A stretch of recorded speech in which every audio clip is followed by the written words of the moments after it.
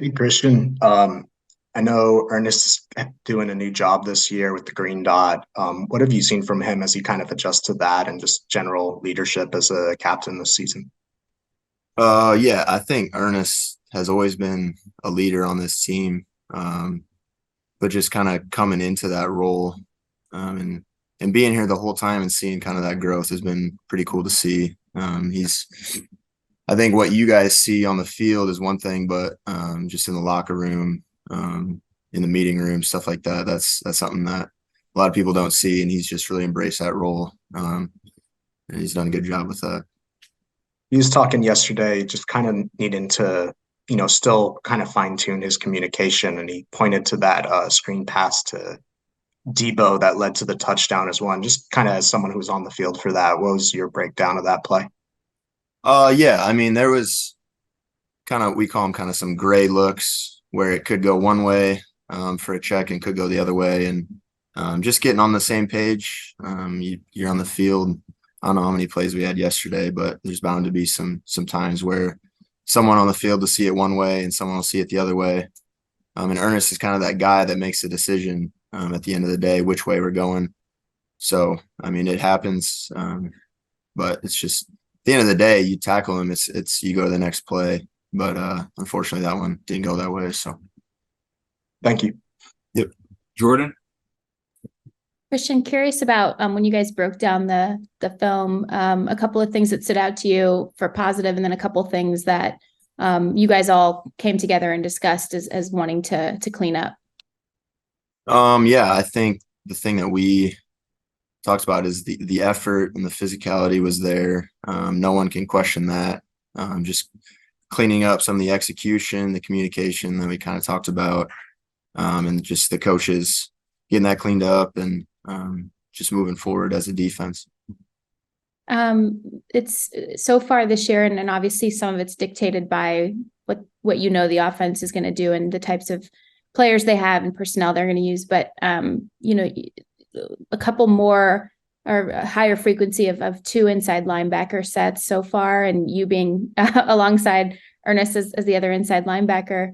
I know you've had quite of developing to get to this point. I'm wondering, can you expand a little bit more about what that's been like for you and what it means to not only be in that role, but also the coaches playing those types of looks more often?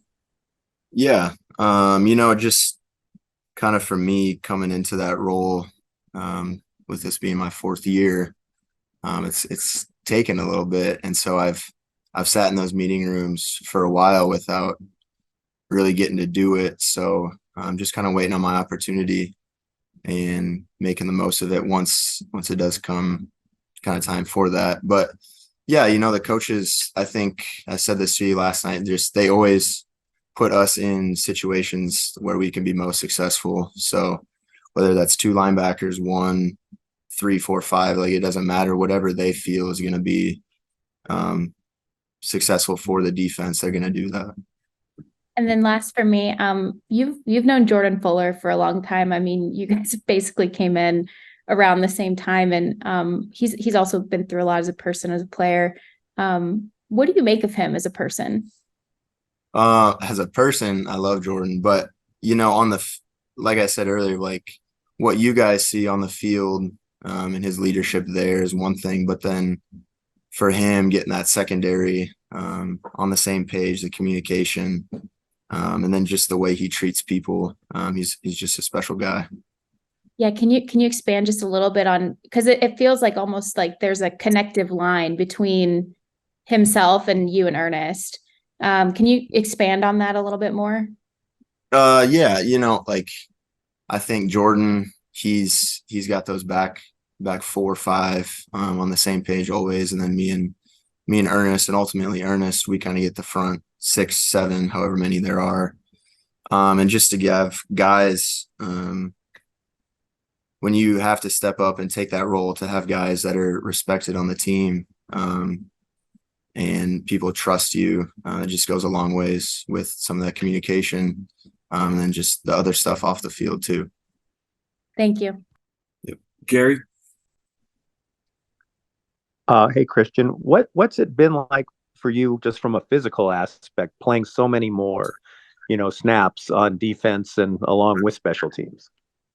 I'm good. I mean, this is what I prepared for. This is what I wanted the whole time. So, it might be a little more sore at the end of the day, but this is it's exactly what I wanted. So, And what was that like? Sitting in those meeting rooms for the last 3+ years, waiting for hoping for this kind of opportunity, and what was kind of your strategy as you sat through those meetings, preparing for this time?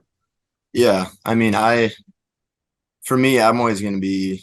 I always just said to myself, like, I want to be the best I can be. I'm not going to be Ernest Jones. I'm not going to be Bobby Wagner, but I'm going to be the best that I can be.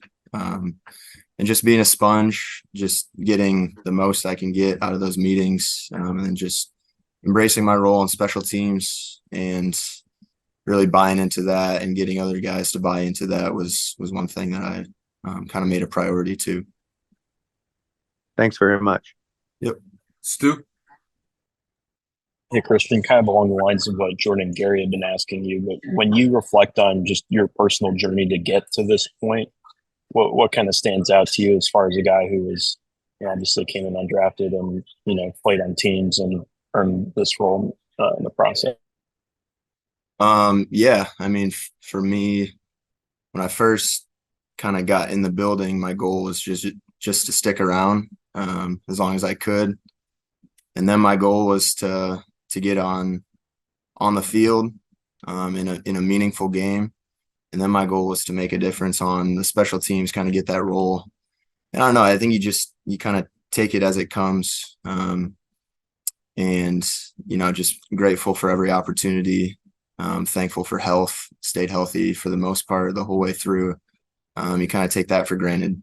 And, just like I said earlier, just sticking around as long as I could. What keeps you grounded and patient in a process like that, especially when you're having to wait that long again to get that chance?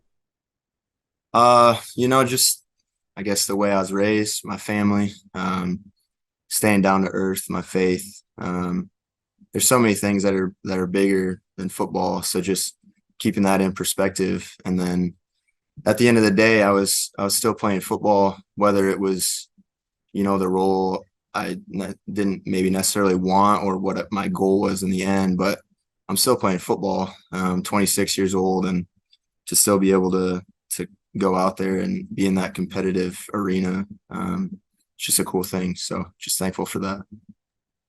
Thank you. Yep. Rep with Jordan. Thank you for taking one more follow-up, but 2 weeks in a row, it's kind of been externally the vibe of the no-name defense almost, and leading up to the season, obviously. Are you guys almost starting to enjoy that a little bit? Because the way you've mentioned it a few times, so of your teammates, the physicality and the effort, it shows up week after week to the point where commenting on it. Are you guys sort of starting to almost enjoy that a little bit?